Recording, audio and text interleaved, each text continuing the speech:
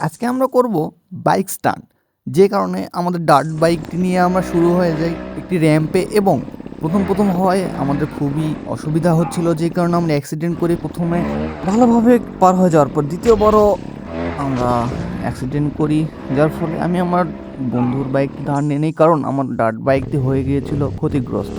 বন্ধুর বাইকটি নিয়ে রয়্যাল এনফিল্ড আমি মোটামুটি ভালো একটা পারফরমেন্স দেওয়ার চেষ্টা করি আমার সর্বোচ্চ, এবং ফ্রন্ট ফ্লিপ পাশাপাশি ব্যাক ফ্লিপ দুইটার মাধ্যমেই আমি এগিয়ে যাচ্ছিলাম পরবর্তী র্যাম্পের মধ্যে, এবং খুব ভালোভাবে আমি শেষ করে ফেলি ফিনিশ রাউন্ডটি সোজা হয়, আমি খুব ভালোভাবে করতে পেরেছিলাম।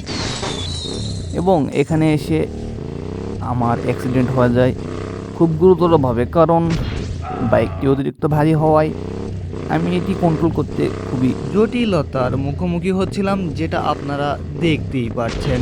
পরবর্তীতে আমি কোনোভাবে এখান থেকে চলে আসি পরের স্টেপে, এবং আমি অনেক দূরে এগিয়ে গিয়েছিলাম মোটামুটি, এবং একটা ক্র্যাশ হতে হয়নি আমার দক্ষতার কারণে। এই জায়গায় আমি ফ্লিপ মারতে গিয়ে করে বসি দুর্ঘটনা, এবং আমাদের রয়্যাল এনফিল্ড হয়ে যায় ভয়াবহভাবে ক্ষতিগ্রস্ত, যার কারণে আমি আমার মডিফাইড করা গাড়ি নিয়ে চলে আসি আরেকটা রাউন্ড খেলতে। এবং এই ম্যাচটা খেলছিলাম নতুন একটি র্যাম্পে সিটির মধ্যে।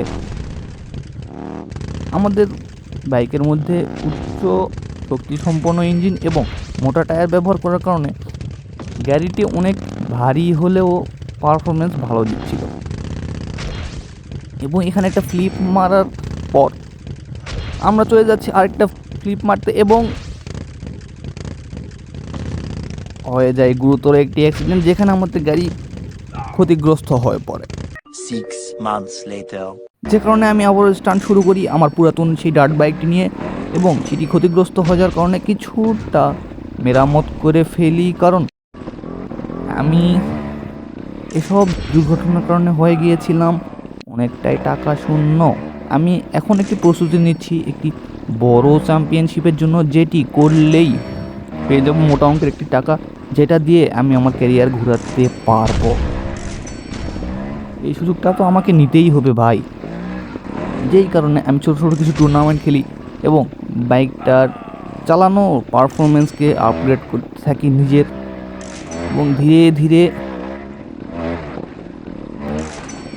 ওকে একটি সামনে এগোতে এগোতে একটি ব্যাক ফ্লিপ করার চেষ্টা কিন্তু হলো না, এবং এবং এবং এগিয়ে যাচ্ছিলাম ভালোভাবে।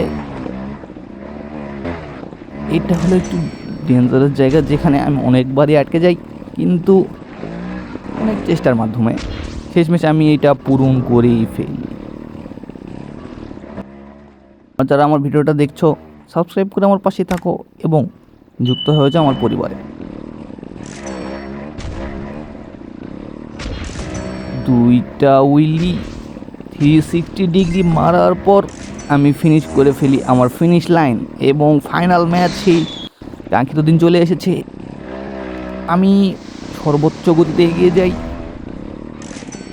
এবং একটি 360 ডিগ্রি সিনেম্যাটিক রোটেটের মাধ্যমে আমি চলে যাই আমার পরের স্টেপে। এখানেও একটি উইলি আমি আমার সর্বোচ্চ পারফরমেন্স এখানে দিয়েছিলাম, যেই কারণে আজ আমি এই পর্যায়ে। ধন্যবাদ সকলকে আমার ভিডিওটি দেখার জন্য।